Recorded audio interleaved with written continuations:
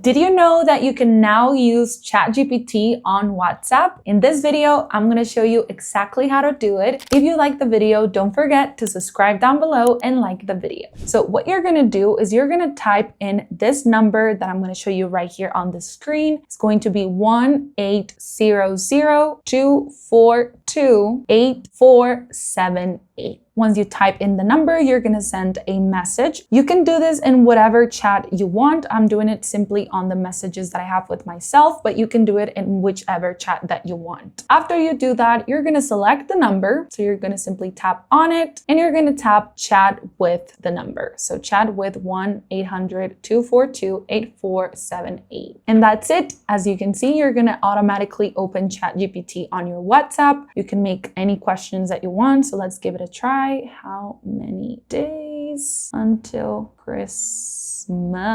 And as you can see, today is December 16, 2025, so it's 9 days until Christmas. I hope you guys enjoy the video. I hope this is helpful, and Merry Christmas. Bye.